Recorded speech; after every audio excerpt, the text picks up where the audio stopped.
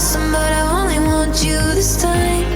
Yeah, so waves on an ocean drive, left hand in between my thighs.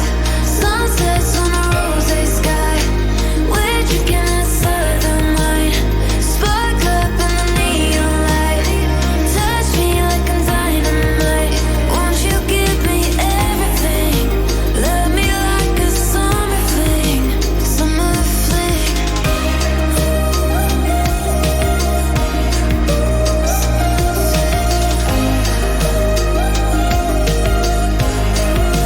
Summer fling. Hold me down for the summer, say we'll never be another. Burning up for each other, made me shiver under covers. If it's cold, then I'm gonna say you wanna, say you wanna, say you wanna be a summer fling. Hold me down for the summer, say we'll never be another. Burning up for each other, made me shiver under covers. If it's cold, then I'm gonna say you wanna, say you wanna be a summer fling. Waves on an ocean drive, left hand in between my thighs. Sunsets on a rose sky, we're drinking that southern wine. Spark up in the neon light, touch me like I'm dynamite. Won't you give me everything? Love me like a summer fling, summer fling.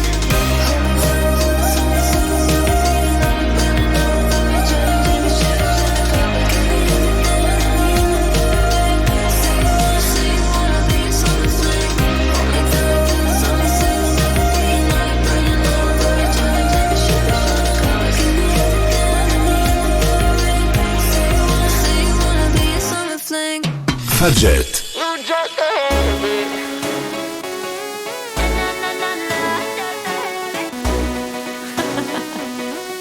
All good. 48 sorries to my face. 3 cups of coffee I used to make for you. To make for you. 7 calls a week, you running late.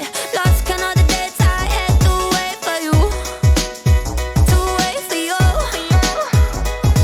My heart tried 1,000 times. Got 80,000 thoughts running through my mind. Round and round, but I can't draw the line. You're just a habit. And I know I gotta break. I know you don't good for me, but I can't stay away 'cause I'm an addict. And I'm needing you every single day. I know you don't good for me, but you're not easy to break. Na na na na na, not just a habit. Not just a habit. I want you more than 24 hours a day. Babe, I put the work in all 365. 365. I'm trying to kick it, but I'm not okay. Don't know if I'm gonna make it out of here alive. Out here alive. My heart tried 1,000 times. Got 80,000 thoughts running through my mind. Round and round, but I can't draw the line. You're just a habit. And I know I gotta break. I know you don't good for me, but I can't stay away 'cause I'm an addict. And I'm needing you every single day. I know you don't good for me, but you're not easy to break. Na na na na, that's just a habit. Not just a habit. Na na na na, that's just a habit. You're not just a habit.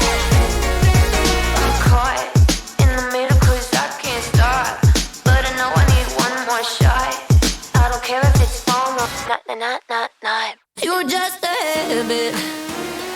And I know I gotta break. I know you don't good for me, but you're not easy to break. Na na na na, that's just a habit. But I can't stay away 'cause I'm an addict. And I'm needing you every single day. I know you don't good for me, but you're not easy to break.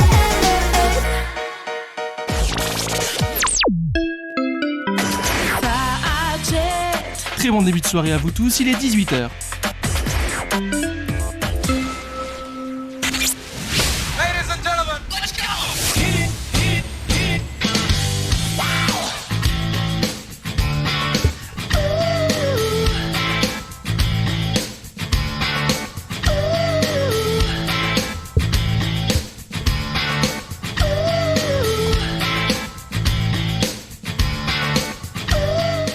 Bonsoir les étudiantes, bonsoir les étudiants. Vous écoutez Fadjet, vous écoutez Menu étudiant depuis le 94.2 FM, depuis le www.fadjet.net et même en vidéo depuis Twitch. Tous les mercredis soirs, nous vous accompagnerons dans le monde des étudiants pour parler des actus étudiantes, mais aussi de nos coups de cœur et de nos coups de gueule.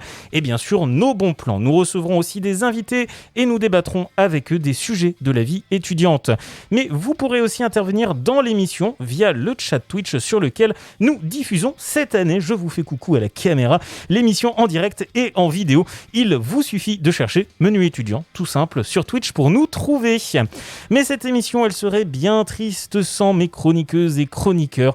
Ce soir, j'ai le plaisir d'avoir à mes côtés Mathilde. Salut Mathilde. Coucou Valentin. Comment vas-tu ? Bah écoute, ça va, ça fait plaisir de retrouver Menu. Eh ben, Et ça toi, fait ça va très plaisir de te retrouver. Écoute, je vais impeccable. Et également avec nous, Laura ce soir. Bonsoir ma chère Laura. Bonsoir Valentin, Comment ça va ? ça va super, merci. Pas trop stressé pour cette première ? Non, ça va. Bon, ça fait plaisir. Également avec nous Fiona. Bonjour Fiona. Bonjour Valentin, Ça va ? ça va très bien, merci. Pas trop stressé non plus ? Non, ça va. Bon, et ben ça fait plaisir, évidemment. Notre invitée du soir est auteure. Elle est présente au Crous pour une résidence d'auteur. Elle vient nous expliquer pourquoi c'est important pour elle d'aller à la rencontre des étudiants. Nous avons le plaisir d'accueillir Brigitte Kernel. Bonsoir. Bonsoir Valentin. Comment allez-vous ? Bah, écoutez bien, je me retrouve à la radio, qui est quelque chose que je connais bien, puisque j'ai oui. été 30 ans à France Inter, et ça me fait plaisir de me retrouver devant un micro. Et on aura l'occasion de reparler un petit peu de Bien votre évidemment, parcours. bien évidemment. Évidemment, un beau parcours.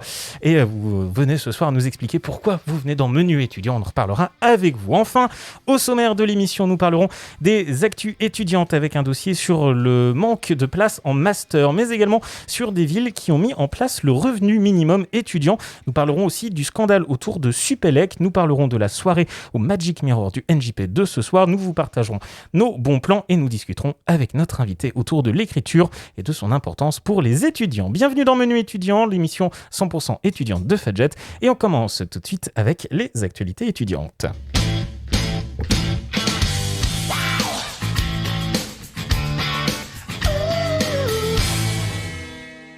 Et on va commencer avec un premier dossier ce soir. Une enquête que j'ai trouvée, et en fait, c'est plusieurs journaux qui ont partagé un petit peu cette enquête, ce fait qui est assez inquiétant. Les étudiants se retrouvent sans master. Alors, c'est une info qui peut paraître inquiétante, surtout quand pas mal d'étudiants, notamment certaines autour de la table, sont en L3 et envisagent l'année prochaine d'être en master, je suppose. Ma chère Fiona, mon regard se pose sur toi car je sais que tu es un peu la personne concernée. Est-ce que tu as prévu de faire un master l'année prochaine ? Oui, j'ai prévu effectivement de faire un master dans la communication à Nancy ou alors un master en journalisme en école. Voilà, est-ce que tu as commencé un petit peu à te renseigner justement autour de ces masters ? Oui, j'ai commencé à me renseigner, pour rentrer, il faut faire un dossier, il y a des oraux, etc. Voilà, donc on le comprend bien, un parcours compliqué quand on est étudiant de passer ensuite au master et pour certains, on passe du rêve au cauchemar. C'est le cas par exemple de Julie qui témoigne pour le journal Le Monde. Le Monde qui vient l'interviewer au moment où elle rend sa chambre universitaire. Julie, elle a 24 ans et elle n'a obtenu aucun master pour poursuivre ses études. Elle avait pourtant postulé à une vingtaine de formations partout en France dans un domaine très spécifique, les neurosciences.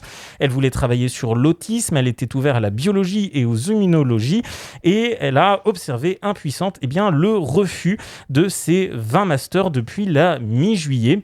Et son cas est loin d'être isolé. Des milliers de diplômés de licence se retrouvent sur le carreau cette année. Elle a tenté de saisir le rectorat qui ne l'a pas spécialement aidée. Pourtant, ce dernier est légalement tenu de lui trouver au moins 3 solutions d'admission. Le problème, c'est que les solutions qui lui ont été proposées ne correspondent pas du tout à ses études. On lui a proposé par exemple des masters en psychologie. Elle déclare « ça n'a aucun lien avec ma licence, ça n'a aucun sens ». Et eh bien, elle se retrouve désolée, elle se retrouve sans rien. Elle explique donc qu'elle va retourner eh bien, 1 an chez ses parents, tenter pendant cette année de faire un petit boulot, de ne pas rester sans rien faire et de retenter l'année prochaine certains concours pour les masters. Elle déplore aussi eh bien, qu'on ne l'ait pas assez guidée. En effet, eh bien, Julie, ses parents n'ont pas été jusqu'au master, n'ont pas pu la guider, n'ont pas pu lui expliquer qu'elle aurait mieux fait peut-être de faire une troisième, une L3 dans une autre faculté, une autre université qui aurait pu ensuite lui proposer un master. Ce qu'elle n'a pas fait et eh bien elle s'est trouvée un petit peu sentie seule. Alors elle n'est pas la seule, Julie. En effet, à Lyon, 2 étudiants ont manifesté pour montrer ce problème, le mettre en avant. En fait, ils ont fait tous les deux une grève de la faim et cette dernière ne s'est pas extrêmement bien finie.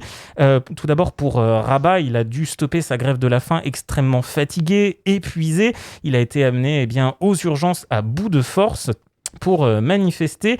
Iman, qui l'avait également accompagné, avait fait un malaise juste la veille, a également été accompagné aux urgences. Ces 2 étudiants s'étaient installés devant l'université Lyon 2. Ils avaient cessé de s'alimenter depuis le 5 octobre par dépit et par révolte et ils voulaient signaler leurs conditions, signaler ce manque de master. Ils n'avaient pas été sélectionnés pour les mêmes raisons. Ils se sont présentés à plusieurs masters.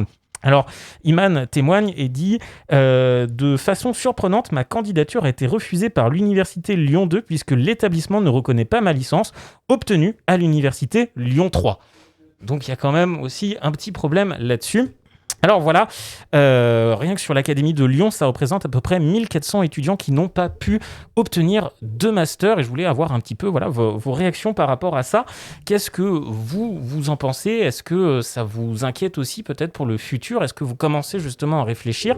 Et est-ce que vous avez peut-être des solutions de repli aussi par rapport à ça ? Est-ce que quelqu'un veut commencer Sinon je me retourne vers toi Fiona parce qu'effectivement tu es très rapidement concernée. Est-ce que ça t'inquiète du coup ces histoires-là ?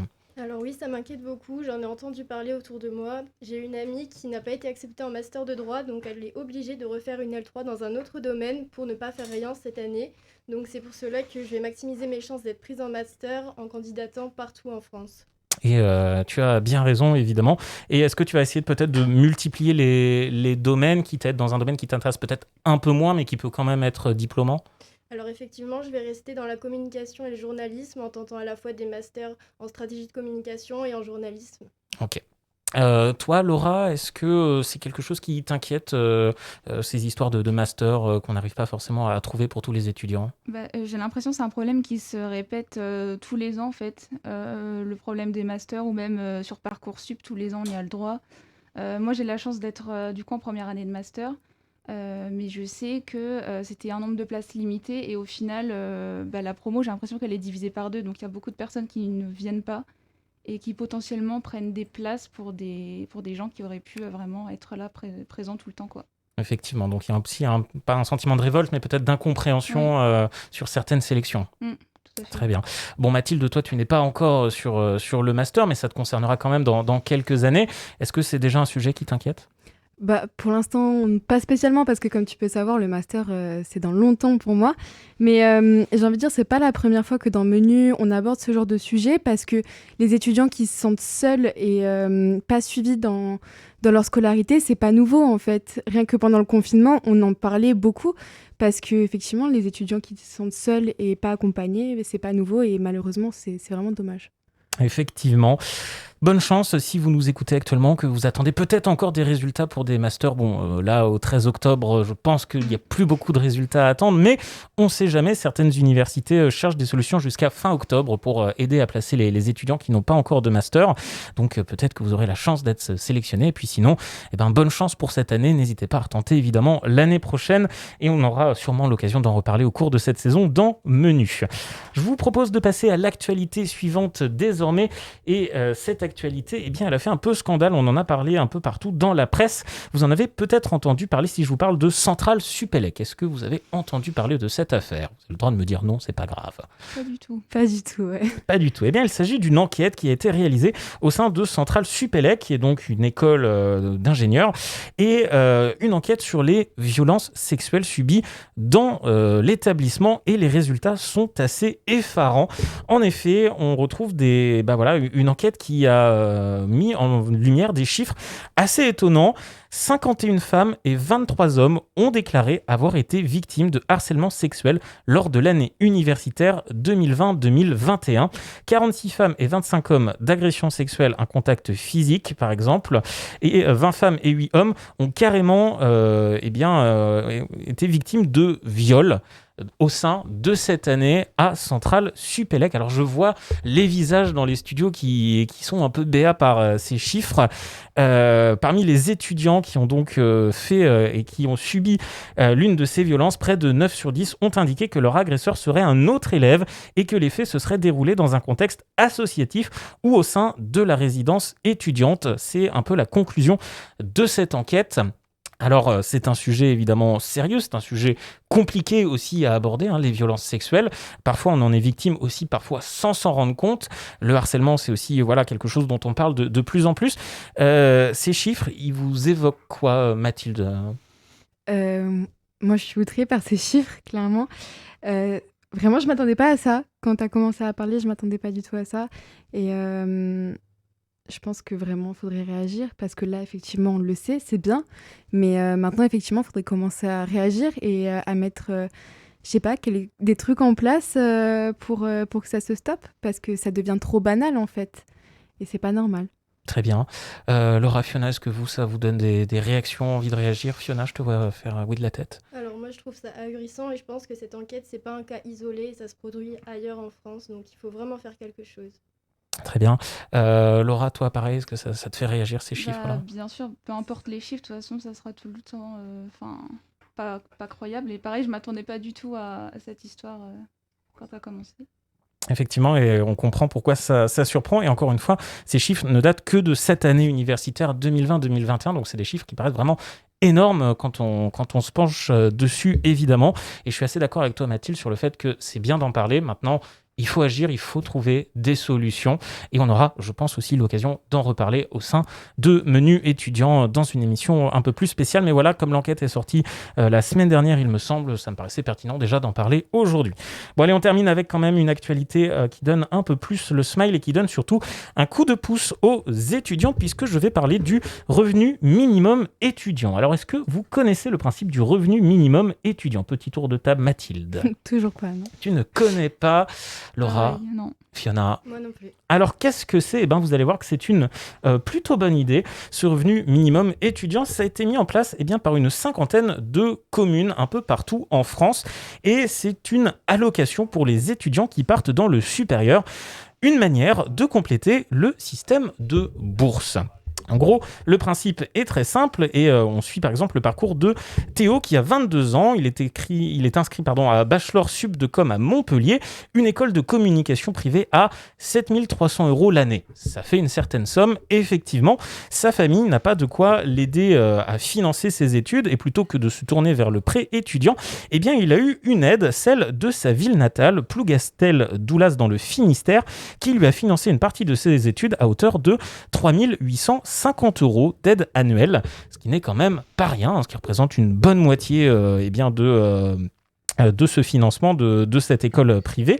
Et en fait, ça s'appelle donc le revenu minimum étudiant. C'est proposé depuis 2011 par sa commune. Et sa commune ne comporte que 13 000 habitants. Mais cette idée, c'est de valoriser, d'accompagner les jeunes originaires de la ville dans le supérieur. En 10 ans, ça représente quand même 325 jeunes qui en ont bénéficié rien que sur la ville de Plougastel-Doulas. Donc, c'est quand même plutôt pas mal. Il faut savoir donc que ce revenu minimum étudiant, il commence à arriver dans de plus en plus de villes en France, avec une cinquantaine de villes. Alors, je n'ai pas trouvé Nancy ou les environs dans la ville, et je dis que je pense que ce serait une bonne idée peut-être de mettre en place ce revenu minimum étudiant un peu partout. Qu'est-ce que vous en pensez, Mathilde ? Je te vois faire oui de la tête, ça a l'air de beaucoup te plaire l'idée. Mais ça peut être sympa parce que justement, on sort d'une période assez précaire parce que avec du Covid, coup tout ce qui s'est passé, exactement le Covid, les étudiants avaient beaucoup de mal niveau financier, etc. Donc je pense que oui, ça peut être une très bonne idée. Il serait cool que du coup ce soit à Nancy également. Effectivement. Fiona, est-ce que toi, tu aimerais en bénéficier peut-être de ce revenu minimum étudiant? Alors oui, je pense que c'est un bon plan et ça peut aider tous les étudiants qui n'ont pas assez de revenus et qui souhaitent faire des écoles privées ou autres. Effectivement, et on sait, l'éducation est censée être accessible à tous, mais quand on commence à se pencher dans le supérieur, on se rend compte qu'effectivement, des fois, ça coûte cher et que tout le monde n'a pas forcément les moyens. Toi, pareil, Laura, est-ce que tu aimerais en bénéficier ou est-ce que pour l'instant, bon, ça va, heureusement, tu as de quoi subvenir à tes besoins d'études? Bah, oui, ça va parce que moi je suis à l'université, donc c'est pas des frais ahurissants, mais c'est vrai que c'est bien, surtout. Enfin, c'est compliqué de s'interdire d'aller où on veut parce que c'est trop cher. Évidemment. Je te comprends tout à fait, évidemment. Voilà, c'était les petites actualités que j'ai trouvées pour cette semaine. Je vous invite et je vous rappelle également que nous sommes sur Twitch ce soir et que vous pouvez réagir dans le chat, voilà, nous partager aussi vos points de vue sur ces actualités. N'hésitez surtout pas. En attendant, il est 18h15 et je vous propose une première pause musicale dans cette émission pour qu'on puisse respirer un petit peu. Et puis juste après, eh bien, nous parlerons littérature avec notre invitée du soir, Brigitte Kernel. Vous êtes avec nous en studio. Et vous venez nous présenter un petit peu les résidences d'auteurs. Pourquoi vous êtes à Nancy aujourd'hui et pendant 2 mois, mais on en parle dans quelques minutes, juste après Bro avec Le pire, c'est que je comprends. Et on écoute ça tout de suite dans Menu étudiant sur Fadjet. Il m'a dit laisse tomber. Quand tu auras la fame, tu vas me remplacer. Je le sais que c'est ta destinée. Il a voulu me faire, mais j'ai pas rêvassé. Pélo, puisque c'est ma destinée. On se voit en enfer, tout le bon que j'avais en moi-même a fini par me dégoûter. J'arrête les efforts, je les garde pour le sang. Je reprends la beuh, fumer me détend. J'arrive pas à croire que je me fais larguer par un mec qui sait pas rapper dans les temps. Et le pire c'est que je comprends, mon attitude est indécente. Je suis dans un film des années 30 et c'est moi qui joue le méchant. Il m'a dit laisse tomber. Quand tu auras la fame, tu vas me remplacer. Je le sais que c'est ta destinée. Il a voulu me faire mais j'ai pas rêvassé. Fais-le puisque c'est ma destinée. On se voit en enfer, tout le bon que j'avais en moi-même a fini par me dégoûter. Par me dégoûter. Et le pire c'est que je comprends pourquoi tout le monde m'évite. Je me plie, je me contente. J'arrive à peine à le dire. Je vous aime, je vous ressemble. Je ne suis qu'une petite fille. Mais le pire c'est que je comprends que me vouloir n'est pas bénéfique. Le pire c'est que je comprends pourquoi tout le monde m'évite. Je me plie, je me contente. J'arrive à peine à le dire. Je vous aime, je vous ressemble. Je ne suis qu'une petite fille. Mais le pire c'est que je comprends. Il m'a dit laisse tomber. J'ai appris à être seule mais je peux plus respirer. J'envoie des messages sordides pour me justifier.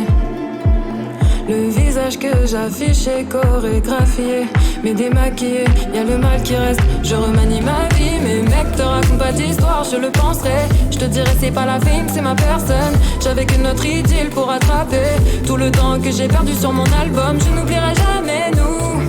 Je ne te souhaite que la loose, la fin de tes beaux jours. J'écris tout sans retouche, mais je comprends. Et le pire c'est que je comprends pourquoi tout le monde m'évite. Je me plie, je me contente. J'arrive à peine à le dire. Je vous aime, je vous ressemble. Je ne suis qu'une petite fille. Mais le pire c'est que je comprends que me vouloir n'est pas bénéfique. Mais le pire c'est que je comprends pourquoi tout le monde m'évite. Je me plie, je me contente.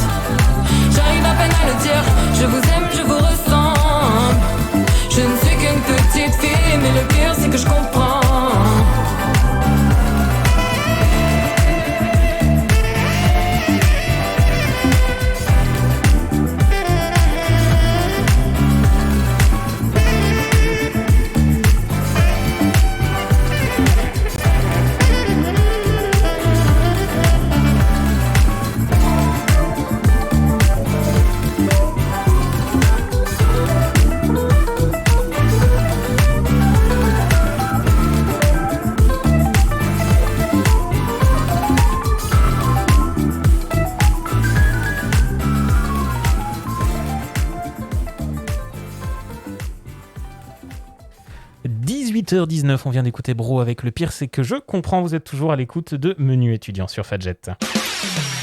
Fadjet À Nancy, sur 94.2.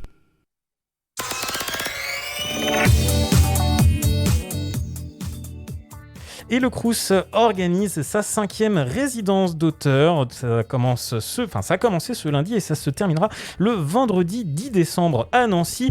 Et l'auteur invité, c'est Brigitte Kernel. Elle sera présente et animera des ateliers d'écriture du 12 octobre au 9 décembre, tous les mardis et les jeudis de 20h à 22h à la résidence Boutonville. L'auteur Brigitte Kernel est justement avec nous ce soir. Rebonsoir. Bonsoir. Comment ça va pour l'instant ? Pour l'instant, je me sens bien. Il y a du soleil sur Nancy. Je retrouve mes terres natales puisque je suis originaire de Nancy et je suis très contente d'être là, bien accueillie par le Crous. J'ai déjà assisté à un concert donné au Crous à Boudonville de Lucia de Carvalho, musique du monde, Brésil, Angola. Donc, je ne peux pas dire que pour l'instant, j'ai énormément travaillé, mais je me mets dans ma petite chambre d'étudiant, donc ce qui me rappelle des tas de souvenirs, bien évidemment, de ma vie d'étudiante. Et je suis très heureuse là, et je travaille, je vais écrire un livre, voilà. Et on est très heureux de vous recevoir ce soir, évidemment, dans l'émission Menu étudiant. Également avec nous, Thomas Guédenet, bonsoir. Bonsoir. Vous êtes responsable culture et vie de campus pour le Crous Lorraine. Et on va justement parler avec vous deux, donc, de cette résidence d'auteur. Mais d'abord, Brigitte Kernel, pour les gens qui ne vous connaissent pas, vous êtes originaire des Vosges. J'ai appris que vous aviez vécu à Nancy jusqu'à vos 19 ans.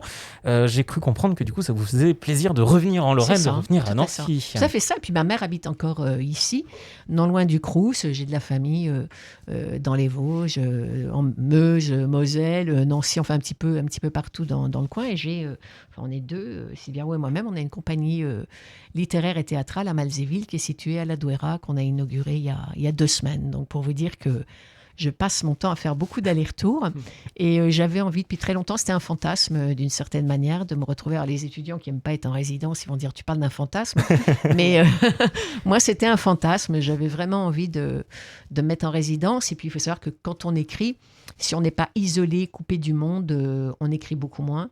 Un livre, ça demande 1 an à 2 ans de travail, puisqu'il faut recommencer, enfin pour la plupart d'entre nous, les auteurs. Et si on ne s'isole pas, on ne travaille pas. Donc là, j'étais à un point où je n'arrivais plus du tout à écrire parce que je n'arrivais plus à m'isoler.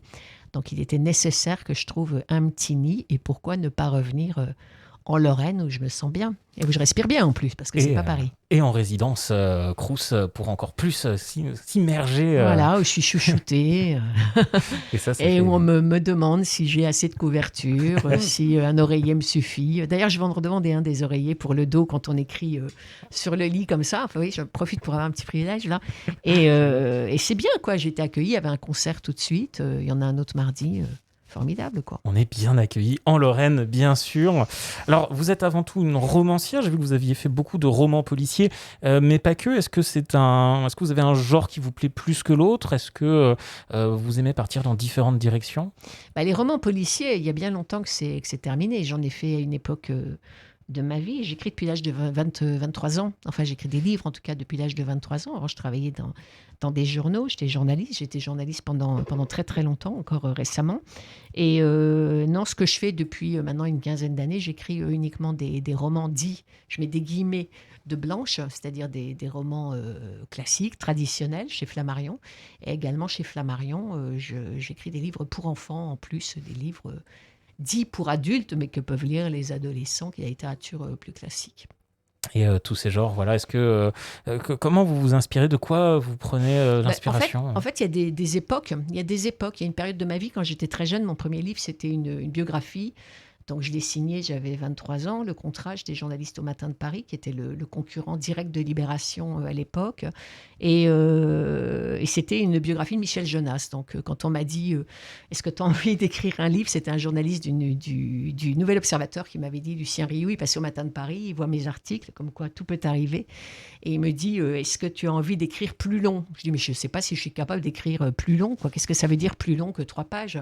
Il me dit 80 pages. Bon, aujourd'hui, j'en écris 450, ça me paraît plus rien. Mais à l'époque, ça me paraissait juste incroyable et je pensais que j'y arriverais jamais. Et en plus, il fallait que je rencontre un chanteur. Il me dit, tu voudrais rencontrer qui ? À l'époque, Michel Jonas, Guigui, Les vacances au bord de la mer, ça me faisait rêver. Je dis, Michel Jonas. Je me dis, comme ça, je ne ferai pas le livre, quoi, et ça serait impossible. Et puis voilà que c'est possible, on met en contact avec lui. Et j'ai travaillé pendant, vous imaginez, à cet âge-là, quoi, c'est absolument génial, avec Michel Jonas pendant 1 an pour écrire une biographie chez Seger, sa petite collection carrée qui était mythique. Ensuite, ça a été Véronique Sanson, ensuite ça a été Louis Chédid, ensuite ça a été la mère de Louis Chédid, la grand-mère de M, André Chédid. Et puis voilà, enfin bon, j'en ai écrit, je sais pas, une quarantaine, des livres, dont 14 romans.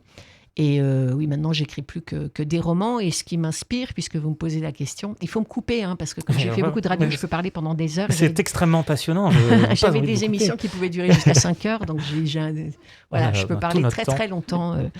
Et donc, oui, je disais que en même temps que France Inter, donc j'ai commencé à écrire beaucoup de romans. Je faisais beaucoup de presse écrite, de critique littéraire, essentiellement dans la critique littéraire. Et en ce moment, la période, depuis 5 ans, après avoir écrit des histoires d'amour, des polars, enfin toutes sortes de livres, j'ai écrit un livre qui s'appelle Agatha Christie, le chapitre disparu, chez Flammarion, qui a bien marché, qui est l'histoire de la disparition d'Agatha Christie en 1926. Elle a 36 ans, son mari la trompe, il veut divorcer, elle devient complètement dingue, elle part et elle va on ne sait où. Elle disparaît pendant 10 jours. Le pauvre Archibald de Christie, le mari, lui a fait promettre que jamais elle ne donnerait le nom de sa maîtresse. Et elle va se débrouiller pour que ça soit dans toute la presse. Et en fait, elle est dans un hôtel de cure où elle s'est inscrite sous le nom de la maîtresse. Donc forcément, dans les journaux, Agatha Christie inscrite sous le nom de Mademoiselle Neal. Ça a fait le tour. Et d'ailleurs, elle a pris beaucoup plus d'ampleur à ce moment-là. Et elle a, on va dire, vendu beaucoup plus de livres. La célébrité est arrivée beaucoup plus vite. J'ai écrit également le dernier en date, je vous donne ceux qui ont surtout le mieux marché, Le Secret Hemingway, que j'ai présenté d'ailleurs au Hall du Livre, à Nancy et un peu partout en promo, où c'est l'histoire du fils de Ernest Hemingway, auteur américain qu'on connaît tous, Le vieil homme et la mer, et bien d'autres livres, ami des plus grands, d'El Paso, de beaucoup de gens. Et il avait un fils qui maintenant est décédé, qui s'appelait Gregory Hemingway et qui se sentait femme à l'intérieur de lui. Mais à l'époque, là on est dans les années 40, 50, 60, c'était hyper compliqué, c'est encore compliqué, mais là n'en parlons pas. Il s'est marié 4 fois, il s'est marié 4 fois, mais il a eu 3 femmes. Ça c'est le mystère, comment on peut avoir 3 femmes et se marier 4 fois? C'est simplement qu'à 62 ans, il a décidé qu'enfin, il pouvait devenir ce qu'il était. Il avait 8 enfants, ses enfants étaient élevés, et il était l'un des premiers, il était médecin, à se faire opérer pour devenir une femme. Donc sujet d'actualité dont on parle beaucoup aujourd'hui. Et alors sa dernière femme a divorcé. Il faut imaginer, on comprend tous que c'est pas évident de se retrouver. Je vois Thomas qui fait une tête pas possible. Vous avez votre femme qui arrive en mec ou le contraire, votre homme qui arrive en femme. Ça doit être quand même très très étrange, même si on en a beaucoup parlé. Il en avait beaucoup parlé avec elle.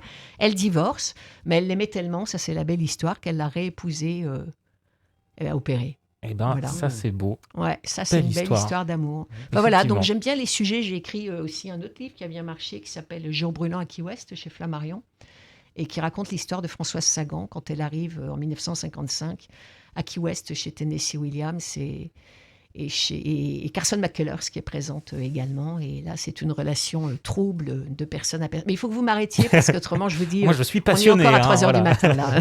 En tout cas, on vous sent vraiment passionné aussi par les écrits, par les histoires que vous racontez. Alors justement, parlons un petit peu des étudiants qui vont pouvoir vous rencontrer, qui vont pouvoir échanger avec vous. C'est aussi pour ça que je vous laissais un peu présenter, pour que les étudiants qui nous écoutent aient envie de venir vous voir.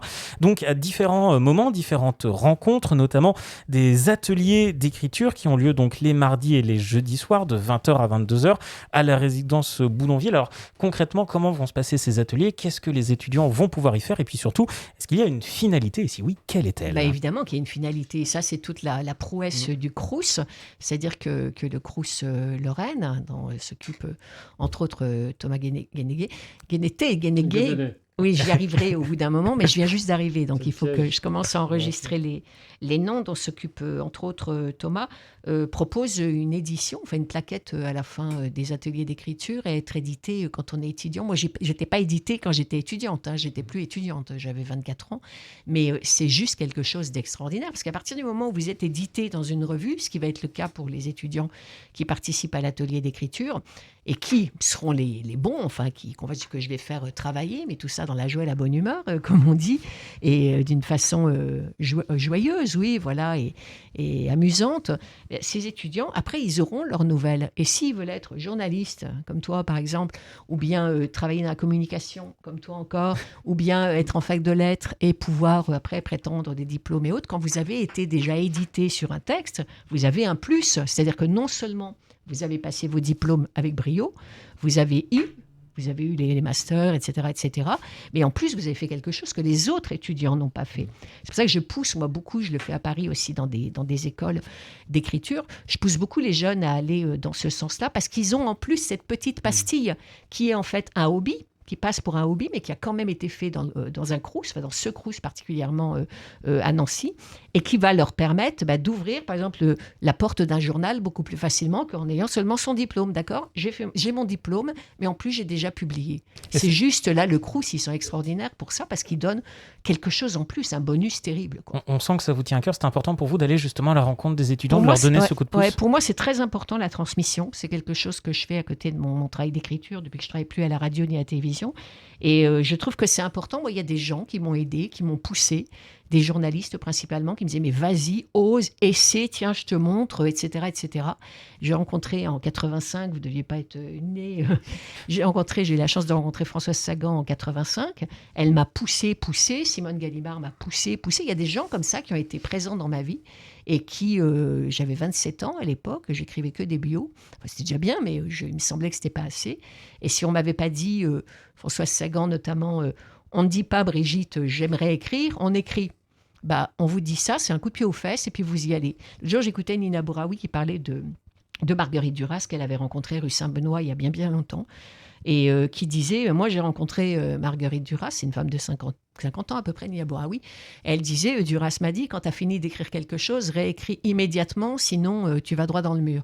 Elle le disait plus joliment que ça, mais c'est exactement ça. C'est une discipline, mais joyeuse, comme on peut faire de l'escrime, comme on peut jouer aux échecs, et on devient aussi addict à l'écriture, je parle des échecs justement, ou à la musique, on devient aussi addict à l'écriture qu'à sa basse ou à sa batterie ou à un jeu d'échecs. Mais pour ça, il suffit de suivre les ateliers d'écriture du Crous. Vous êtes là pour et donner vous allez voir le pied, bonus. Et puis je vous dis, au moment des diplômes, vous verrez le plus, quoi. Alors Thomas, je crois que vous vouliez rajouter quelques petites précisions aussi. Des détails un peu d'information, c'est mon rôle. Rappeler que ces ateliers sont ouverts aux étudiants. Il est encore possible de s'inscrire. Ils sont ouverts à tous les étudiants. Ils sont ouverts à tous les étudiants. Ah oui, je peux en avoir peut-être pas 100, mais... Non, on limitera les places, bien évidemment, mais ils sont ouverts à tous les étudiants, quelles que soient leurs études, bien évidemment. On peut être passionné d'écriture sans être forcément en fac de lettres. On peut être étudiant en fac de sciences ou dans d'autres domaines. Donc pour le faire, il suffit de se renseigner en allant sur le site internet du Crous Lorraine. Voilà, et pour ceux qui ne pourraient pas suivre les ateliers d'écriture, on a aussi mis en place des cafés littéraires dans les cafétérias Crous Lorraine, donc sur le campus Artem à Nancy, sur le campus Brabois, campus médecine, et puis aussi un café littéraire à Metz pour les étudiants messins, donc sur le campus du Saulcy. Et à Brabois, ce sera le 20 octobre, à Metz, ce sera le 3 novembre, et à Artem, ce sera le 17 novembre, donc pour pouvoir y retrouver. Est-ce que Paris a besoin de s'inscrire pour ces cafés littéraires ? Pas pour les cafés littéraires, non, pas du tout. Il suffit juste de venir et d'aller à la rencontre donc de Brigitte, l'auteur qui est présent, et on sent vraiment très passionné. Je suis très très passionnée par ce que je fais. Je suis très passionnée par le café aussi. Ça va vous paraître fou, mais je vais boire mon petit café tous les jours au supermarket. Grosse market. Ouais, grosse market extraordinaire qui s'est installée à la résidence. Donc, si des étudiants veulent me parler, ils n'hésitent pas. Une fille blonde, mal coiffée, avec des lunettes, ils viennent me voir et je leur parlerai des ateliers d'écriture organisés par le Crous. Et voilà, le message est passé. On va rester avec vous justement, Brigitte, dans quelques minutes. On va parler un petit peu des étudiants, de la littérature. Est-ce que les étudiants lisent assez ? Ont-ils facilement accès à la culture ? Est-ce que l'écriture, c'est important quand on est étudiant ? On va répondre à toutes ces questions dans le débat dans quelques minutes. Mais juste avant, je vous propose de retrouver Omar Apollo avec Go Away. Et c'est tout de suite dans Menu étudiant sur Fadjet. Fadjet à Nancy. C'est plus qu'une radio.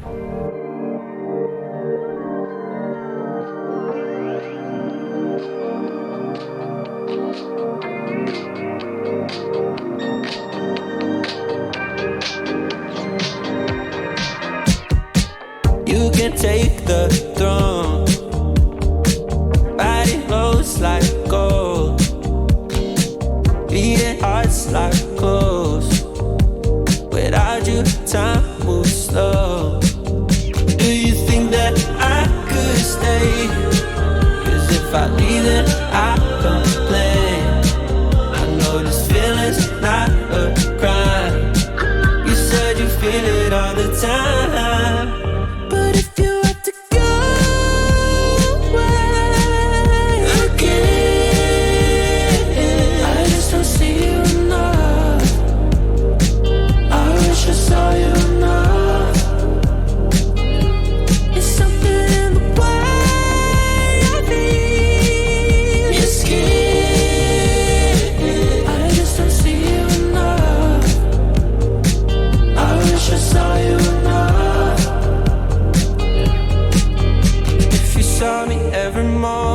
makes you feel less important? Is that too much of forcing?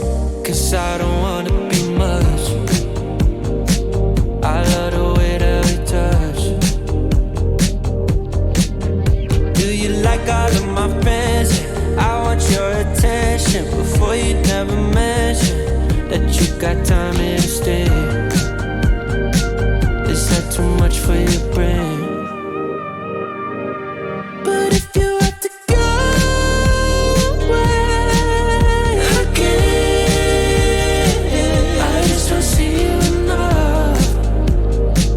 I wish I saw you enough. It's something in the way I feel your skin. I just don't see you enough. I wish I saw you enough.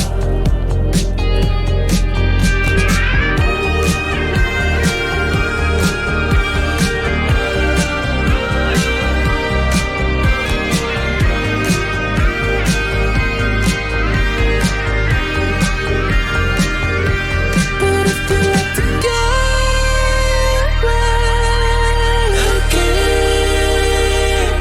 I just don't see you enough. I wish I saw you enough.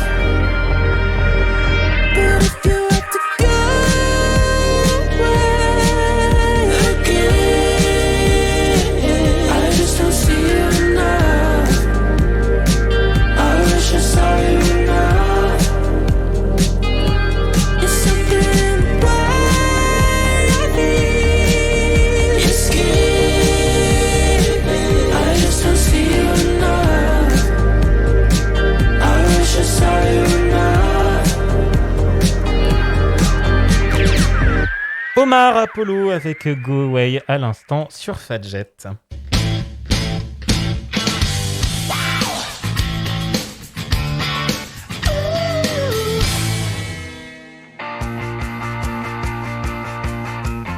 Le grand débat de Menu étudiant. C'était un garçon qui suit trop la tendance. Moi je suis superficiel? Ah putain, mais de la part d'un faillot, ça me fait super plaisir ça d'être superficiel. Ça va finir. Mais non, jamais dans Menu étudiant, nous ne sommes calmes, nous ne sommes qu'amour, comme toujours, évidemment, cette année ça n'a pas changé. Ce débat de ce soir, eh bien, il peut paraître assez simple et pourtant, je suis sûr qu'il y a énormément de choses à dire puisque nous allons parler littérature, nous allons parler culture, nous allons parler écriture avec une question qui peut paraître assez simple. Est-ce que la culture est suffisamment accessible aux étudiants? Est-ce que les étudiants lisent assez? La question peut paraître simple et pourtant je suis sûr que la réponse est un peu plus compliquée. Pour bien s'immerger dans la question, on va poser la question directement aux intéressés. Ça tombe bien, j'ai 3 étudiantes autour de la table. Est-ce que vous lisez? Ma chère Mathilde, je commence par toi, je t'ai vu faire un gros nom de la tête. J'étais sûre que tu allais me prendre moi en première. Bah oui, tu es la première en mon champ de vision.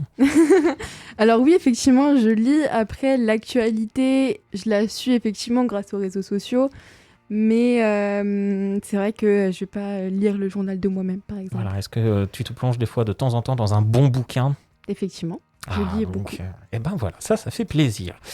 Fiona, est-ce que tu es une lectrice? Alors oui, j'aime beaucoup la lecture, c'est pour ça que j'ai fait une prépa littéraire avant mon DUT, mais j'avoue qu'avec les études, j'ai moins le temps de lire, mais pendant les vacances d'été, j'adore relire un petit livre.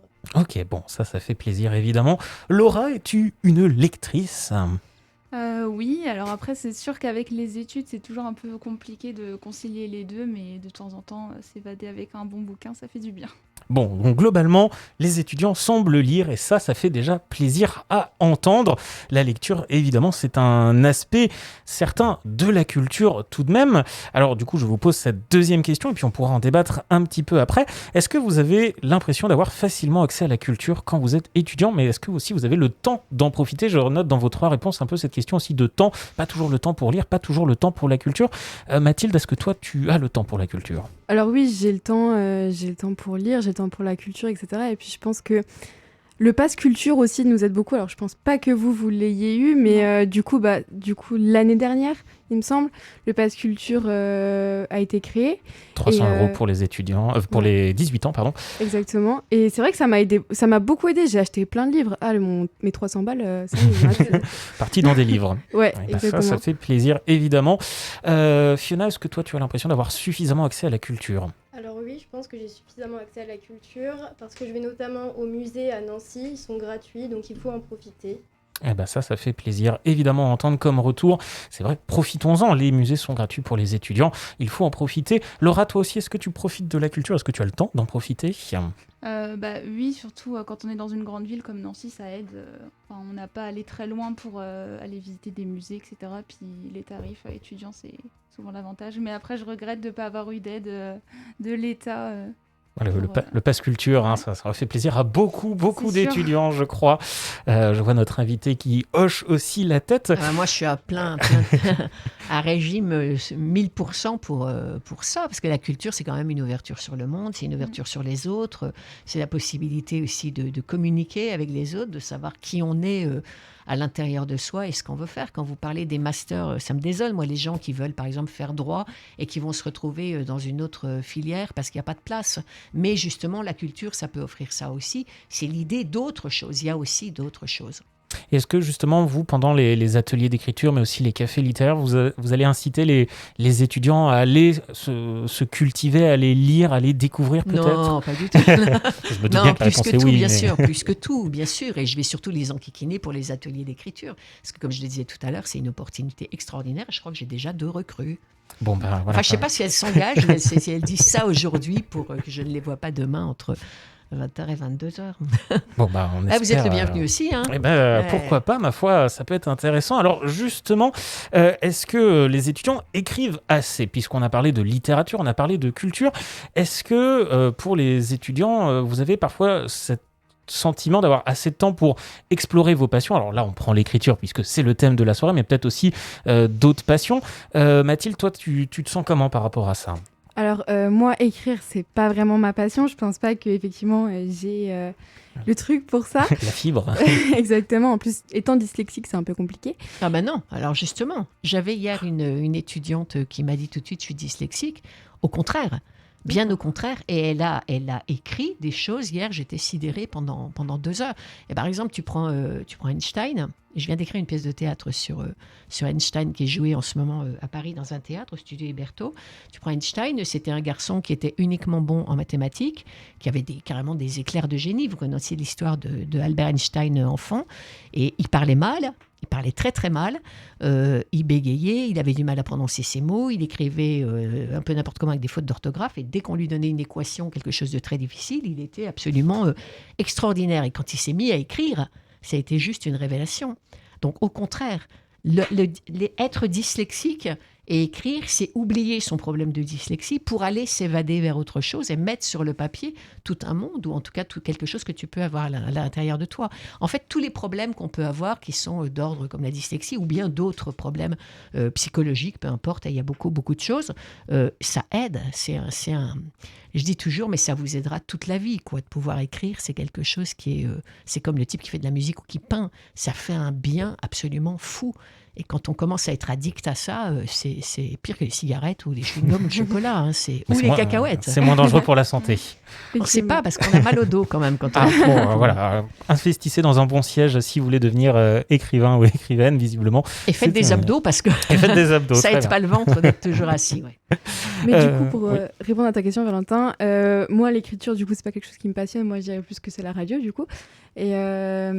c'est pour ça que je suis là actuellement. Mais on fait de l'écriture en radio, attention. Oui, c'est vrai. Ouais, moi, j'ai fait beaucoup d'écriture en radio. Je faisais des ateliers d'écriture à la radio avec les auditeurs aussi. D'accord. Ah, c'est super ça, effectivement. Mais du coup, oui, j'ai le temps de faire de la radio. C'est ce qui me passionne et j'ai la possibilité de le faire, du coup, grâce à Fadjet. Mais c'est aussi l'écriture, la radio. Hein. C'est pas seulement parler dans le poste, c'est aussi ce que tu fais toi. Exactement. C'est-à-dire que là, vous regardez, il y a le conducteur qui a affiché sur l'écran au-dessus de nous. Et tout ça, c'est écrit, c'est calculé en même temps. Tu vois, c'est les chiffres et l'écriture en même temps. Et puis le fait de parler, il ne faut pas imaginer que ça... Là, moi, je suis invitée. Alors, c'est facile, je parle. Mais je veux dire, j'imagine que tu as préparé pendant... Je ne sais pas combien de temps tu as préparé ton émission. Une émission comme ça se prépare, 2 heures, 3 heures à l'avance. En écrivant. Voilà, c'est exactement ça. Voilà. Tout Donc, est écrit. Non, mais je suis d'accord parce que mes chroniques aussi, parce que ça fait 1 an que je suis ici, et mes chroniques, je les écris, etc. Mais, et ça me prend du temps aussi, mais je pense pas avoir le talent qu'il faut pour... Tu sais pas, t'en sais rien. Tant qu'on n'a pas essayé, tu sais, moi je racontais des histoires à la radio et je savais pas, j'ai écrit 5000 épisodes de nouvelles pour la radio. Je savais pas du tout que je savais faire ça, tu vois. Donc c'est aussi, c'est comme le type qui fait un sabot, à force de le faire, ton sabot il devient plus correct, quoi. T'as moins mal aux pieds. Là, voilà, il suffit de mettre des sabots. De mettre des sabots. Voilà, c'est plein de conseils auxquels on n'aurait pas pensé finalement pour se lancer dans l'écriture. Fiona, est-ce que toi tu as le sentiment d'avoir assez de temps pour explorer tes passions? L'écriture, du coup, peut-être?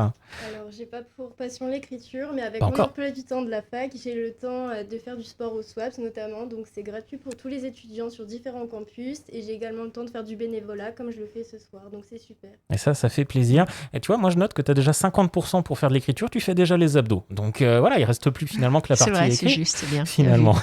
Laura, pareil, est-ce que toi, tu as le sentiment d'avoir suffisamment de temps pour tes passions? Quand on a une passion, on trouve toujours du temps en général. Après, quand j'étais plus petite et que j'avais du temps, je sais que j'écrivais beaucoup des petites nouvelles, des histoires comme ça, voilà. qui me plaisaient bien et ça me permettait aussi de m'évader. C'est ça, c'est un moyen de s'évader. Ouais. Et de se délivrer de plein de choses aussi qu'on peut avoir à l'intérieur de soi, de peur, d'angoisse, d'ennui. Ça libère. Et ça fait du bien aussi de créer parce que c'est gratifiant. Enfin, ça fait plaisir, quoi. Et alors, justement, on le sait, l'écriture, ça peut être aussi effectivement un moyen de s'évader, un moyen aussi de poser d'une manière différente ce qu'on a fait sur sa journée. Je pense par exemple à l'exercice du journal intime, mais pas que. C'est un très bon exercice. Voilà, est-ce que finalement, quand vous êtes étudiant, des fois, vous ressentez aussi ce besoin peut-être d'extérioriser vos sentiments, vos sensations? Alors, ça peut passer par l'écriture, ça peut passer par le sport ou la musique aussi pour certains. Est-ce que vous avez ce besoin d'extérioriser par une manière ou par une autre? Mathilde, je te vois faire oui. Oui, évidemment, que ce soit pour les études ou pour la vie personnelle, etc. On a tout le temps besoin d'extérioriser ce qu'on ressent, parce que des fois, il se passe des trucs. On a vraiment besoin d'extérioriser. Après, effectivement, moi, ça passe par la rédaction de chroniques. Tu vois que tu écris. Oui, voilà. c'est vrai. Finalement, tu le dis toi-même, tu écris. Et voilà. Par la radio, par toutes mes passions. Mais oui, c'est très important d'extérioriser. Et plus on écrit. On ne s'en rend même pas compte. Si tu écris un petit peu, tu écriras plus. Et si tu écris plus, tu écriras davantage, etc. etc.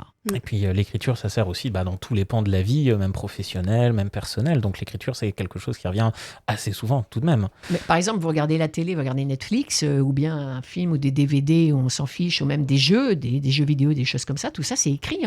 C'est des choses qui sont écrites. Une histoire, ça s'écrit avec des codes différents, selon que ça soit le journalisme, le scénario. Le théâtre, c'est encore une autre écriture. Le roman, c'est une autre écriture. Le sketch, la poésie, enfin, il y a beaucoup... La chanson. Les chanteurs, ceux qui écrivent leurs propres chansons, ou même les auteurs de chansons pour d'autres. Moi, j'ai écrit des sketchs, par exemple, pour la télévision. C'est encore autre chose. Chaque fois, il y a plein de modèles d'écriture. Il y a plein de choses en écriture. C'est ça qu'il faut essayer de trouver. Pourquoi on est fait? Qu'est-ce qui nous plaît? Et ça permet aussi de gagner sa vie, l'écriture. Pas forcément facilement. Le roman, c'est compliqué. Mais vous vendez des sketchs, vous vendez des scénarios à la télévision. Vous gagnez bien votre vie. Et ça aussi, c'est un métier. Effectivement, c'est des métiers auxquels on ne pense pas forcément. Et toutes ces clés, vous disiez un peu toutes ces manières d'écrire différentes. Est-ce que c'est justement des clés que vous donnez pendant les ateliers écriture? Bien sûr, oui. Mais il faut que je sente en face de moi la personne qui a envie de ceci ou de cela. Je ne vais pas faire tout à fait la même chose à chacun.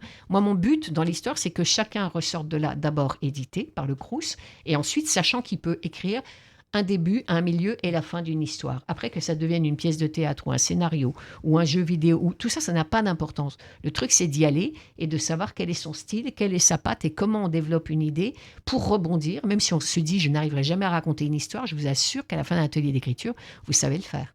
Eh bien, voilà, on le rappelle. Et facilement, enfin, je veux dire, c'est plutôt facile que ce que vous faites dans vos études, ouais. Eh bien voilà, le message est passé, on le rappelle donc, ces ateliers d'écriture, c'est jusqu'au 9 décembre et c'est les mardis et les jeudis de 20h à 22h et c'est ouvert à tous les étudiants. Donc n'hésitez pas, je peux vous l'assurer, c'est quelqu'un de passionné qui mène ces ateliers et ça se sent énormément. Merci encore Brigitte Kernel d'être venue nous présenter tout ça. L'émission n'est pas finie, on va juste faire une petite pause musicale avec Kygo et Zoé West avec Love Me Now.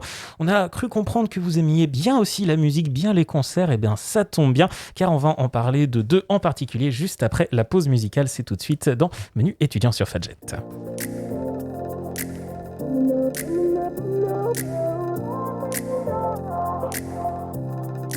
Only 24 hours in a day, 24 hours can escape. In my head, living there could be a real dark place. I got this great cloud over my head, breaking down here in my bed. And I'm running round and round, just to go nowhere. Deep under the surface, I'm smiling but I'm hurting. No one else can bring this all back to my face. Who's gonna break these walls? I'm being beautiful. Who's gonna love me now? Oh, when the lights go out. Who's gonna pick me up when I feel like I'm not enough? Who's gonna love me now? Oh, when the lights go out.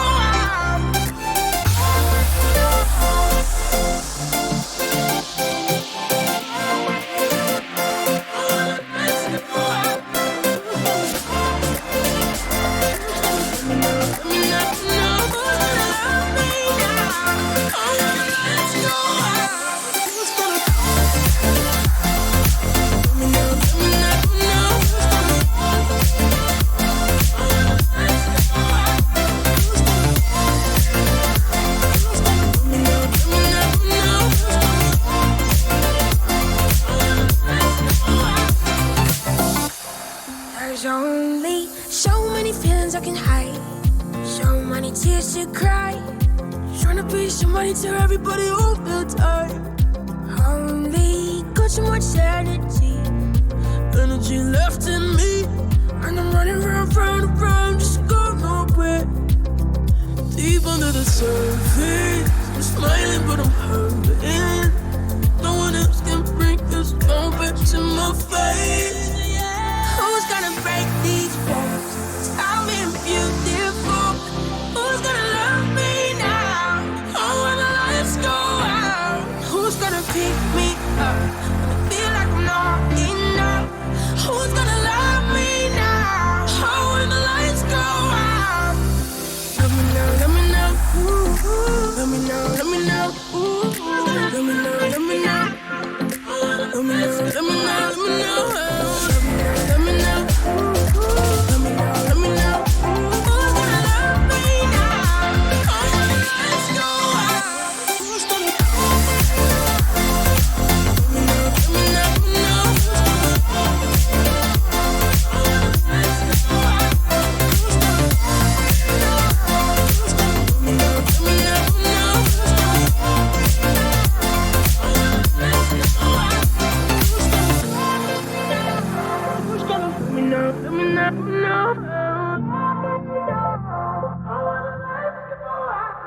Kygo avec Zoé West, Love Me Now à l'instant sur Fadjet. Il est 18h52.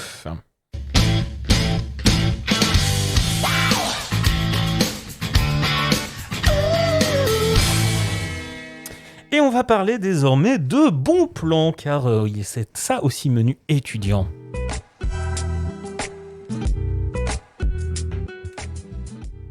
Et on va parler avec toi, ma chère Mathilde, car tu nous as trouvé quelques idées de sortie. Une idée en particulier, ça tombe bien, je crois que c'est ce soir. Exactement, c'est ce soir. Ça s'appelle le Magic Mirror. C'est situé au parc de la Pépinière. Du coup, ce soir, on peut retrouver Lucy Antunes et Yes I'm More à partir de minuit. Très bien. Du coup, là, tu vas me dire, Valentin, mais est-ce que tu peux nous en dire plus sur ces artistes ? Mais est-ce que tu peux nous en dire plus sur ces Mais artistes ? oui, je peux t'en dire plus sur ces artistes. Alors du coup, on a Lucy Antunes, qui est une jeune percussionniste, excusez-moi. Elle a sorti en 2019 son premier album qui s'appelle Sergei, où s'entremêlent les sonorités synthétiques au tintement de son vibraphone. Elle revient cette année avec un morceau, LMM. Son style musical est décrit comme électro-percussion, taillés pour la danse. Donc Très parfait bien. pour ce soir, pour s'ambiancer. Moi, ce que je note, effectivement, ce que je retiens de ce que tu m'as dit, c'est que ce soir, on va danser, on va s'ambiancer. Exactement. Et ensuite, du coup, on passe à Yes, I'm More. Excusez-moi pour mon accent anglais. On ne te jugera pas, ne t'en fais pas. Ils sont donc deux DJ nancéens à nous proposer un set ce soir. Je parle évidemment de Yes, I'm More. Leur style à eux, c'est plus la deep techno, et ça depuis 2 décennies. Ok. Ça fait longtemps quand C'est même. pas hein. mal, effectivement. On dit que de leurs prestations, que c'est autant un voyage mental qu'une expérience physique. Ok. Ça Et me voilà. donne envie. Moi, ce que je note, c'est que expérience physique, ça veut dire qu'on va danser ce soir. Exactement. Et ça à partir de 23h59. Et c'est 8 € l'entrée, il me semble. Très bien, et c'est donc au parc de la Pépinière, au Magic Mirror, dans le cadre du Exactement. Lyon Sea Jazz Pulsation. Et si vous êtes suffisamment attentif, vous devriez décerner des logos Fadjet un peu partout, car oui, Fadjet est évidemment partenaire de la soirée, car nous, on aime faire danser les étudiants, et pas que, évidemment. Et justement, pour les étudiants qui aiment danser, qui aiment la musique, j'ai un autre bon plan à vous proposer, une autre soirée-concert qui aura lieu mardi 19 octobre à 19h, et c'est Claire Faravarjo qui se produira au campus Artem, à la MDE Artem, avec une première partie qui s'intitule Louise Elie, et ce sera proposé de la French Pop. Claire Faravarjo, elle est originaire de Strasbourg, elle est connue de la scène nancéenne, ce n'est pas la première fois qu'on la reçoit à Nancy et qu'on aime écouter ses musiques. Ce concert, il sera gratuit, alors il faut quand même réserver sur le site du Crous, et pour retrouver toutes les informations, donc rendez-vous site du Crous, rubrique culturelle, et vous aurez aussi les informations sur les réseaux sociaux du Crous, donc n'hésitez surtout pas. Et puis il y a plein de choses à retrouver dans la rubrique culturelle du Crous, et on aura l'occasion au fur et à mesure des émissions de Menu étudiant de vous redonner tout ça. Il est 18h56, j'ai malheureusement une mauvaise nouvelle, c'est déjà la fin de l'émission. On était bien pourtant. Eh oui. Alors, je suis bien d'accord avec vous, malheureusement, toutes les bonnes choses ont une fin, mais j'ai quand même une bonne nouvelle dans tout ça, c'est qu'on se retrouve évidemment la semaine prochaine, et oui, de 18h à 19h, pour toujours plus d'actu étudiante, évidemment. Moi, je vous souhaite une belle soirée, une bonne semaine, évidemment. On vous le rappelle, rendez-vous au Crous pour les ateliers d'écriture les mardis et jeudis soirs de 20h à 22h, c'est jusqu'au 9 décembre, et ce serait vraiment dommage de passer à côté, bien sûr. Je vous souhaite une bien belle soirée sur Fadjet. À 19h, vous allez retrouver votre émission Sport le Max, c'est dans 3 minutes, et à 20h une soirée concert, et à 21h une émission présentée par Fred Poussière d'étoiles. Allez, passez une bonne soirée sur Fadjet, rendez-vous la semaine prochaine, d'ici là portez-vous bien, ciao, bye bye. Salut. It's been lonely trying to get your attention from 1,000 miles away, and you know me,